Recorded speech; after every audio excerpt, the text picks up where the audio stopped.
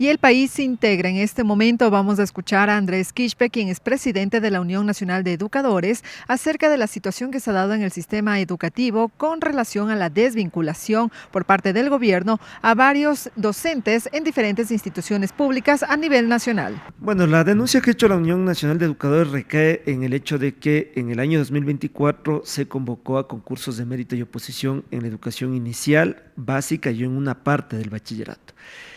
En ese momento, la Unión Nacional de Educadores solicitó a la ministra de Educación que se haga público de dónde venían las partidas y el número de partidas. Ahora que ha iniciado el año lectivo 2025-2026 en la costa, podemos conocer que las partidas que se utilizaron para el concurso del año 2024 son las partidas de los docentes que tenían nombramiento provisional. Algunos de ellos ya vienen o venían trabajando entre 10, 12 años de servicio en un mismo plantel. No nos oponemos a que lleguen los ganadores de esas partidas, al contrario, saludamos el esfuerzo propio de esos docentes. Lo que estamos señalando es que el Ecuador en los últimos 5 años lectivos ha perdido más de 25.000 profesores por conceptos de jubilación, de retiros voluntarios, de fallecimiento. Esas 25.000 partidas no están siendo reemplazadas, se mantienen congeladas e incluso algunas han sido suprimidas por el Ministerio de Educación, porque algunas de esas partidas son de docentes que ganaban más de $2.000 o más de $1.000, con las cuales se podría desdoblar y pagar a dos docentes en categorías referenciales que están los sueldos en $817. Por lo cual el gobierno no es que está generando nuevas partidas, tampoco reemplazándolas y peor generando fuentes de trabajo. Está quitando la fuente de trabajo a un docente de nombramiento provisional para entregar a uno del ganador del concurso que, insisto, está muy bien. No hay inversión en educación. Lo que se está generando son nuevos maestros y maestras desempleados que le han entregado 10 o más años de su profesionalismo a la educación y hoy el Estado les paga de esa manera. Pero ¿por qué, por ejemplo, el Ministerio de Educación ha tomado esa medida? ¿Por qué no ocupar las 25.000 vacantes que tiene el sistema? Bueno, alguna vez cuando nos tomamos el Ministerio de Economía y Finanzas para que se les pague a los educadores populares que luego el gobierno se vio obligado, el representante del Ministerio de Finanzas nos señalaba que no tenían todavía mapeado cuántas partidas han sido suprimidas y que la supresión de partidas solo lo puede solicitar el Ministerio de Educación. Entonces, está claro que al gobierno no le interesa enfrentar el déficit de docentes en el país, ya que son cerca de 60.000 docentes que hacen falta en el Sistema Nacional Educativo, porque eso implica pagar mes a mes a nuevos docentes. Entonces es más fácil quitarles el contrato, es más fácil quitarles el nombramiento definitivo a un grupo de docentes que generar nuevas partidas. Ojo que en el Ecuador hay aproximadamente 45.000 profesores que trabajan en calidad de nombramiento provisional o contrato. Entonces cogen de ahí 1.000 partidas, cogen de ahí 500 partidas, les quitan las fuentes de trabajo en vez de entregar nombramiento definitivo a esas 45.000 personas que trabajan en la educación, o en vez de reemplazar las 25.000 partidas que están en manos del Ministerio de Finanzas congeladas. El tener nombramiento provisional o contrato tal vez es como un factor que podría, digamos, tal vez como ayudar a que el ministerio se tome de eso para definitivamente desvincularle. O sea, sí, hay varios enfoques, por decirlo así. El nombramiento provisional surgió a partir del 2014 como una salida para aquellos docentes que tienen que dirigirse a zonas alejadas, zonas fronterizas, lo que hoy se llama territorios calientes por la inseguridad. Entonces eso le daba una estabilidad al profesor para que se quede ahí, para que viva ahí, porque con lo que recibe de su sueldo tiene que pagar la alimentación, tiene que pagar el internet, tiene que pagar la vivienda. Con ese objetivo nació el nombramiento provisional, con el objetivo de darle seguridad a la maestra y al maestro que al territorio alejado que vaya tiene su nombramiento constante, porque el contrato vuelta fenece cada fin de año calendario. Entonces, mira, están quitando esos nombramientos provisionales que nacieron para una necesidad de un territorio concreto y con un fin concreto en los docentes. Entonces, el hecho de no darles nombramiento provisional, nombramiento definitivo a los docentes, lo que busca también en momentos es chantajear a esa masa de docentes.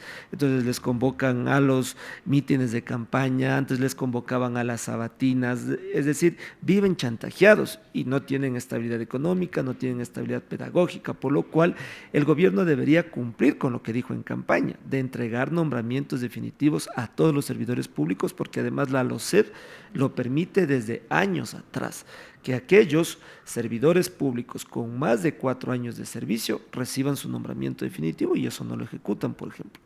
Esta situación ustedes señalaban que va en contra del Plan Nacional de Gobierno.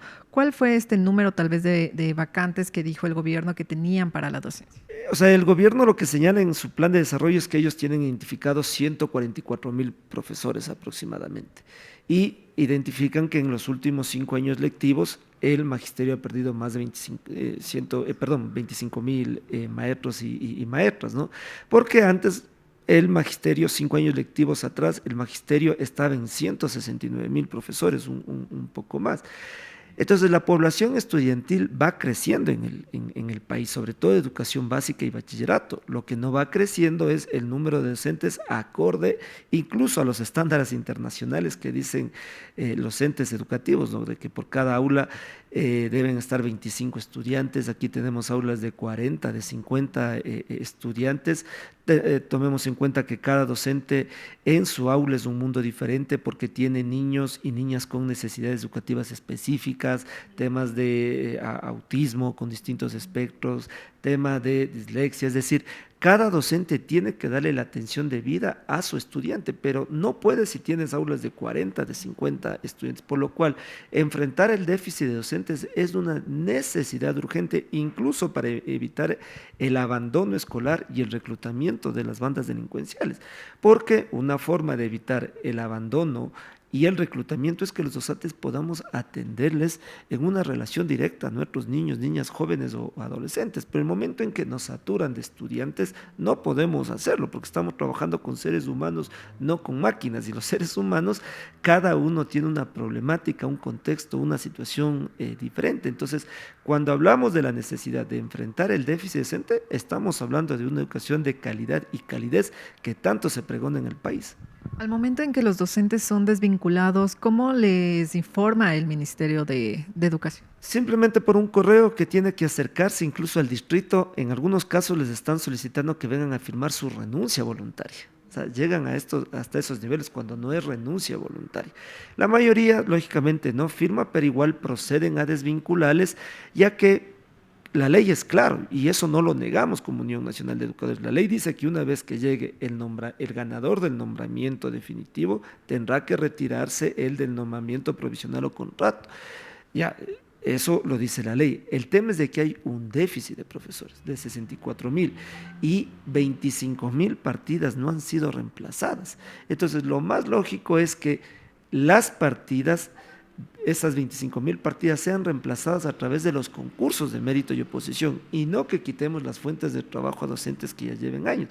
Esa es la propuesta que como Unión Nacional de Educadores le presentamos a la ministra y al país como tal. ¿Y esa propuesta ustedes en qué momento la presentaron y tal vez ya han tenido algún tipo de reacción, algún pronunciamiento del ministerio? En las 14 mesas técnicas que sostuvimos con este gobierno, en las 14 mesas técnicas la hemos presentado. Hasta ahora no se nos da respuesta alguna. Lo que se señala es que se abre Educa Empleo, que es una bolsa de trabajo, donde este gobierno se jacta de haber entregado 7,000 puestos de trabajo al magisterio, pero Educa Empleo es lo mismo, es toda una ruleta rusa en donde les quitan el contrato a un grupo de docentes de un año lectivo, ese grupo de docentes que les quitaron el contrato se somete a esa bolsa de trabajo, entonces se les entrega a otros, se les desvincula o se les deja sin trabajos a otros y lo que se da a entender al país es de que se está generando fuentes de trabajo. No se está generando fuentes de trabajo porque tú puedes entregar 200 nombramientos definitivos, pero esos 200 nombramientos definitivos vienen de docentes que estaban trabajando, es decir, incluyes a 300 al sistema, mandas al desempleo a 300 personas. Por eso es que la UNE insiste en que lo que hay que hacer es cubrir esas 25,000 partidas de profesores que han renunciado, que se han retirado, que han fallecido, que ya no están en el sistema educativo. ¿Y es tal vez recomendable o los docentes que son desvinculados tienen tal vez una oportunidad o cómo dirigirse a un proceso legal por el hecho de haber sido desvinculados de esa forma?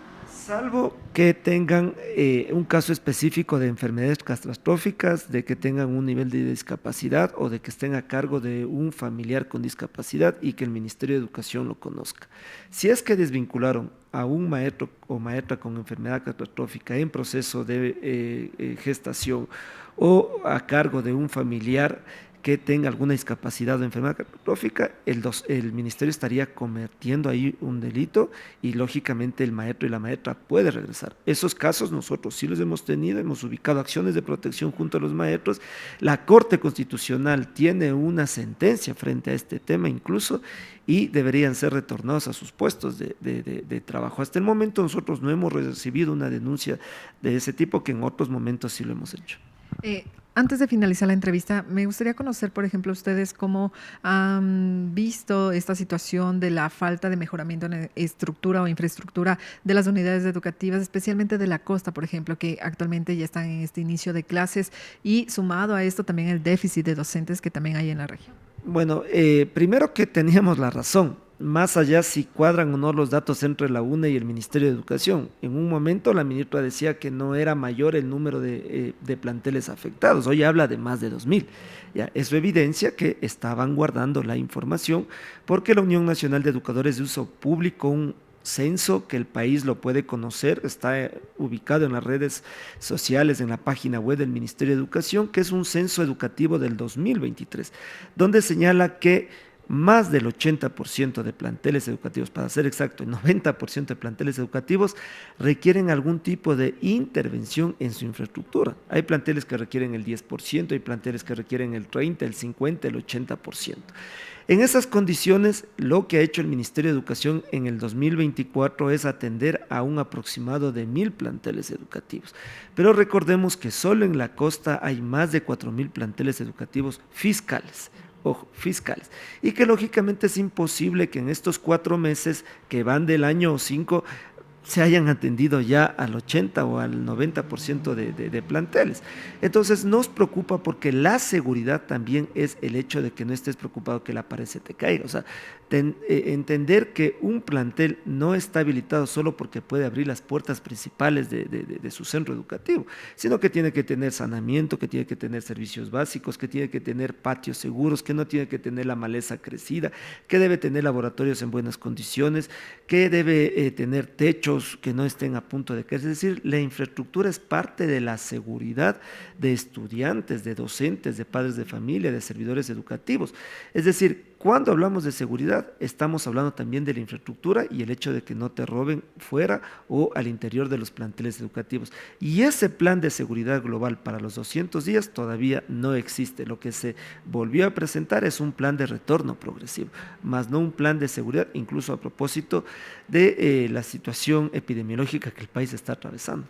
Como escuchábamos a Andrés Quispe, presidente de la UNA, acerca de este problema que tiene o que presenta el sistema educativo ante la desvinculación por parte del Ministerio de Educación en varias instituciones educativas, que se ha dado esta desvinculación a los docentes, en donde presenta un verdadero problema para el sistema educativo, especialmente para la región costa, que ha dado el inicio a este año lectivo, ya que terminaría afectando y dando un déficit en lo que serían los profesionales de la docencia, y también esto estaría afectando a los estudiantes de las instituciones educativas. Con esta información estaremos pendientes para traerles más novedades. Corape informa.